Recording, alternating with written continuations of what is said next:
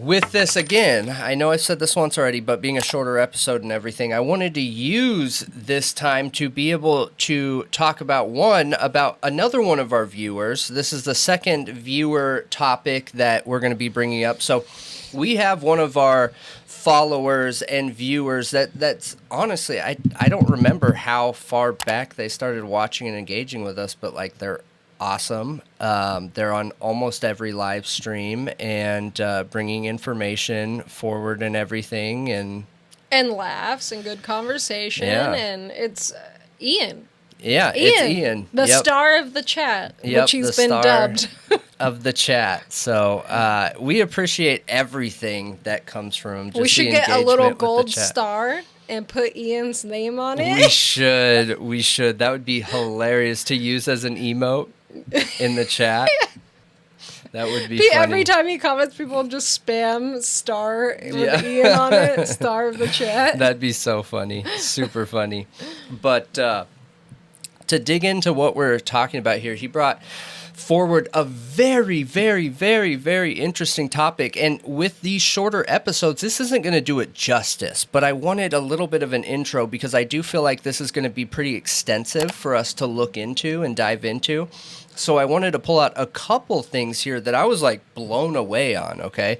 So Ian put together a whole bunch of different links of media coverage of the Idaho4 before Kohberger was the guy. You know what I mean? So to get an understanding, and I don't know if it comes out today or tomorrow, but we have a Character Assassination 101 video where it's talking about and laying out like the character assassination in this episode. And again, I say this every time and I'm going to keep saying it, you guys. We do not need Kohberger to be innocent. That is not our place here. We don't need him to be guilty. In fact, I want him to be guilty because then that means there's not other killers out there running around in public. So I hope he is guilty. But we want to make sure that he's being convicted guilty with a fair trial. That's not or else you asking have for the too Murdaugh much. situation we were just talking about. Right. So we've seen a lot of hearsay in the Brian Kohberger case between cannibalism and all this other stuff from the media. You know what I mean? And we talked about incel to cannibalistic. It's right. To being bullied as a fat kid with girls literally just throwing things at him every day, just all day throwing things at him. To being compared to the Florida hot yoga studio killer, like Ted Bundy. But let's be honest. Ted Bundy has like way more charm and charisma than Kohberger has in his pinky finger. I know, for real. But so he put together probably like 20 links here, giving us a whole bunch of stories. So I just wanted to read through some of these. This is from November 15th to November 29th, and then I have a couple of them we'll actually get into. But the topics on each is. This one talks about the victims and campus impact, early stages of the investigation and initial community reaction, extensive timeline, more than one suspect, speculation on murder weapon, slain while they slept, and talks about the defensive wounds, Gonsalves family, victim timeline, and no forced entry. We should make this a multi-part series. Yeah, I think we can do that. But so here, let me get through this. So Kaylee's 6 calls to her boyfriend between 2 a.m. and 3 a.m. Timeline for the 911 call, food truck, victim sleeping attacks, the dead animals, which is the dog, unrelated, they claim in this. Buddy. Yep. Timeline between 3 a.m. 4 a.m. 911 call. This covers the difference in stab wounds, whether the victims were awake and when they were awake, when they were attacked. Boyfriend calls, kind of goes into everything. Essentially, and then here's the two important ones. But with all of that, okay, that all seems like really basic media coverage. What you would expect from our media and news sources to come out with, right? They're speculating how this could have been done. They're speculating on what type of person could have done this. They're speculating on what it was like inside the house during the crime, what it was like before the crime for these victims, what they would expect to see in the suspect, and all these things that you would expect to see from media, right? Everything looks completely normal here. Now, once Kohberger becomes the guy, though, all these stories start flipping. Nothing is about how he could have done it, why he could have done it. It's all the media telling everyone this is why he did it. This is, you know what I mean? And they're just painting an image of who he is, saying, you know, he is this incel person that's been walking down or in every school, having every woman that's ever looked at him throw things at him. He's a cannibal. He's a this. He's a that. And I think why Ian brought this up is I think a lot of people are concerned with a fair trial, right? So why was there this switch? Why did we have to be told why Kohberger's the guy, and why couldn't the evidence that was being talked about from 11:14 to or 11:16 to 11:29 paint its own image of Kohberger? That's a super interesting question, in my opinion. Why? Why couldn't we let all of this that we're reading here paint its own image? Well, I do think it's interesting to know that Bill Thompson, the county prosecutor, was at the crime scene very early on, like days within this happening. Yep. And we know the prosecution likes to paint an image. They do, but not for every case. We don't see it for every case. We see it for some cases where they're telling the general public who this person is, why they are this, and how they did this. And I think this is just one of the most intense situations I've seen of this happening. Yeah. You know? Yeah. And I don't know. And so much of it is baseless with the character assassination. And it's so strange, too, to me, because yes, all these articles that we're seeing from the news and media, I feel those things too towards the person that did it. The only thing I'm waiting for to be able to release those feelings is evidence proving this person is the one who did it. And I feel like that's what we're missing. So a lot of times we'll see where this character assassination and these kind of experts giving these opinions and things like that on a suspect where they don't have a good case, which is insane to me. You would think that you would see these things when we do have a good case. There's a gnat in here. It's trying to fly in my face. But you would think we would see these things when they have a strong case. Yeah. We don't hear people talking about Rex Heuermann being a cannibal. Wild. Why? You had people speculating on his motives and stuff, though. Not in the same way. No way. Not in the same No way. way. Not even comparable. It is mostly factual and evidence-based because the facts are so insane or asking that questions. They speak for themselves. Yeah, exactly. Or asking questions, right? Yeah. And that was almost a topic that I covered today. Was one of the Gilgo topics. But anyways, so as I'm going through this, he attached 2 links here, okay? And one of them was from 1127, okay? So it's by The Sun, and it's titled, Idaho University Student's Killer is Following in Ted Bundy's Footsteps and is behind at least 2 other murders, says PI, right? Super interesting, stood out to me right away. So we have the University of Idaho student murderers may be responsible for at least 2 other deaths following in serial killer Ted Bundy's footsteps. Funny how we've heard people compare Brian Kohberger to Ted Bundy. Okay? Yeah, that's what they're And- doing here. Yeah, no, they're not comparing Brian to that. They're just saying that this killer was comparable to Ted Bundy. Oh, so okay, it's okay. interesting that this idea was already there before Brian, and then news media decided to attach it to Brian. You know what I mean? So it's been 2 weeks since 4 college kids were brutally stabbed to death in Moscow, Idaho home, and police have yet to find the killer. Then they have a picture of Ted Bundy here, and then they have a picture of private investigator Bill Warner. Bill Warner also believes that the Idaho killer is responsible for 2 other unsolved murders. So Bill Warner is a private detective from Sarasota, Florida, called the murderer a copycat serial killer after tracing down the same killing spree pattern as the infamous Ted Bundy murders.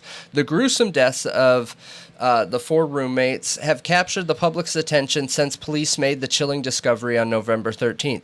Warner has been looking into the case and extensively told the U.S. Sun about his theory into who the killer may be and where they may strike again.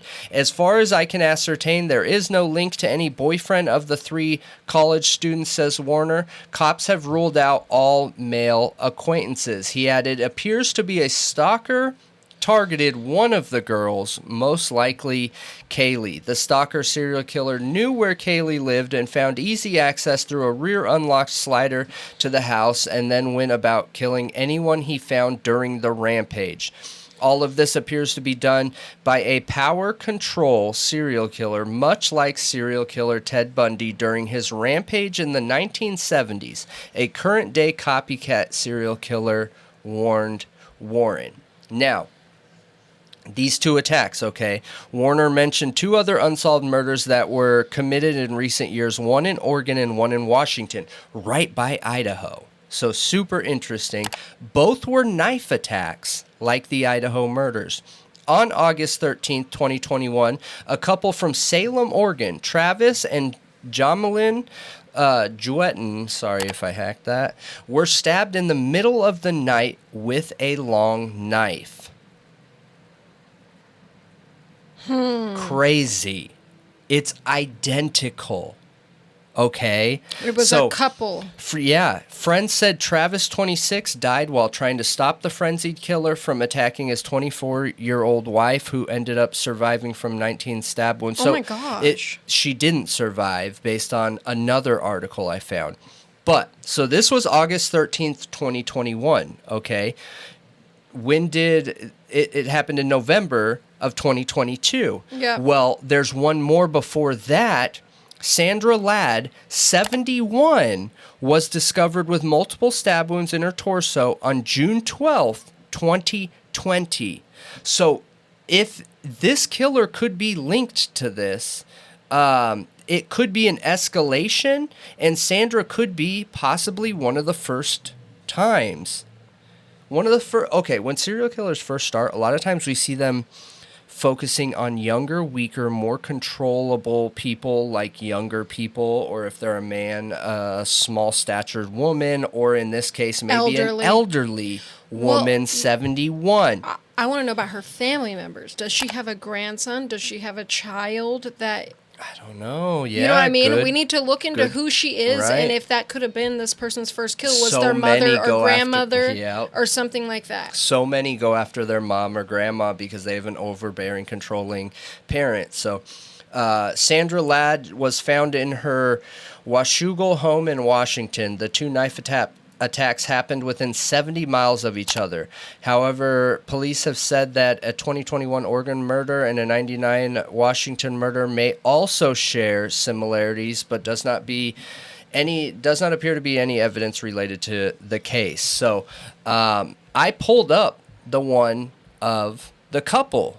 All right, so this article on the couple that I'm talking about, it's titled Gripped with Fear, Haunting Link Between University of Idaho Murders and Horror Stabbing of Couple Could Crack Mystery Cases. So the cops believe they found a haunting link between the University of Idaho murders and the horror stabbing of a couple in Oregon. Investigators said the killing shared similar characteristics to an earlier deadly knife attack on a sleeping couple. And you know what time this happened at?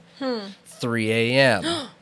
Nuh-uh. 3 a.m. And if you guys didn't know, serial killers' hunting times tend to be at the same time. Every time. Every time. BTK was the same time. Exactly. Every time. They go out at the same time, like a switch. They change and go and do their thing. So when I was reading this, I was blown away, you guys, because a lot of these articles that Ian, again, thank you for sharing these. We weren't covering true crime at the time. The podcast wasn't even around. We weren't even doing partial true crime when these were coming out. So we're just reading and figuring out these to date, right now, almost a year later. But how interesting is this? Yeah, we got to dig deeper into the articles. I know we're going to be able to make it a multi-part series, honestly, because there's also the question of the timeline of change, which I know he said is in these articles too. Yes. But that is interesting that they were finding links to other stabbings. It's super interesting, and this could go both ways too. So if you're somebody that believes Kohberger's guilty, because we have viewers that believe he's guilty, and that's great. We want everyone to be able to talk and open up and share opinions here. This could also be him, technically. Was he in the area at that time? I need to triple check that, but there's no reason why it couldn't be and why there couldn't be other unsolved cases. These are unsolved. Yeah. Okay, so you could insert anybody into these situations. Now, if the crime matches, the time matches in the same general area and it matches, it's very, very, very likely the same person. Yep. And this could be proof of serial. This is 3 separate occurrences, okay? 3 separate occurrences, all very similar. Large edged weapon. Same times. Crazy. Weird. It is very weird. It is very, very weird. All within, an hour of each other? Yes. All within 100 miles of each other. Yep. Yep. So a $50,000 reward was put up by their family for information leading to the killer's murderer. So, yeah. The killer's murderer? Or the murderer. So, interesting. Interesting, you guys. I don't know. I'm blown away. I am absolutely blown away here. Yeah, because I've never seen this being linked to other cases like this. There's a similar MO, and they're young people. This couple are young people. Yep. The older lady, it does make me question, could this be a relative? You know what I mean? It makes me want to look into that more. Could it have been a relative? Could it have been a first? Could it have been something connected? Yeah. Absolutely. No, I agree with you. And I also find it super interesting just like glossing over some of these topics and the difference of the media coverage, because it's almost like once a whole bunch of people got bought into this, we became... What's that term called where you have a group of people that go into psychosis? What is that? I'm drawing a blank. Herd mentality? Yeah, no, not herd mentality. There's an official term for it, and I'll probably have it floating on the screen once I figure it out. I just can't think of it right now. But where it's like a group psychosis, where you have a whole bunch of people that are interested in one thing or a whole bunch of people that are grouped together, and that's what can create riots. It's this human characteristic that when there's a whole bunch of people, if you take one of those people and separate them, more than likely they won't believe that thing. But when you put them in a group of people, for whatever reason, they all believe that thing because we're herd animals. Humans are. We like to be around people. We like to be a part of people, and we like to be, in a group. So, just looking at the news and media on this coverage makes me feel almost like we're doing that. Yeah. Yeah. It's so strange when I feel like there's a lot of other good options and opportunities and connections out there that we could be looking at. Mm-hmm. I agree with you. I do feel like the police worked backwards on Kohberger, and I would like to look into those other connections because this is kind of crazy. Yeah, It is crazy, and you know, I hope the best for Travis and Jamaline. I'm sure I'm saying that wrong. Jamil. I think it's Jamie Lynn. Jamie Lynn. Jamie. Duh. Jamalyn. That's so bad. I know. So people Travis are gonna get so mad at us. and Jamie Lynn. Dude, all of our viewers know by now. If it's a name of a person or a place or a thing, I'm gonna forget it. I can't help it. We are completely or mispronounce unscripted. it. We're not great at pronouncing things, okay? Like, you know, we're in the moment, unscripted. We're not trying to pronounce names beforehand. Yep, We're just out here giving it to you raw. Yep. And just because we laughed at us messing up a name does not mean we're making light of the situation or the victims. We want justice for them. Yep, We care about it. Absolutely. Come on. Yep. No, absolutely. Laughing but anyways, doesn't mean you're making fun of anything. Yep. I hope that I'm making fun of his stupid name pronunciation. Yeah. I hope that the families are doing okay with Travis and Jamie Lynn Jutton. So, yeah, they were killed in their sleep in August a couple years ago, and there could be a very likely connection here. So, awful, and we hope that killer gets caught. So yeah, justice for Travis and Jamie Lynn. But let us know what you think. I know this was a quick one, but we'll be back as normal later this week. So.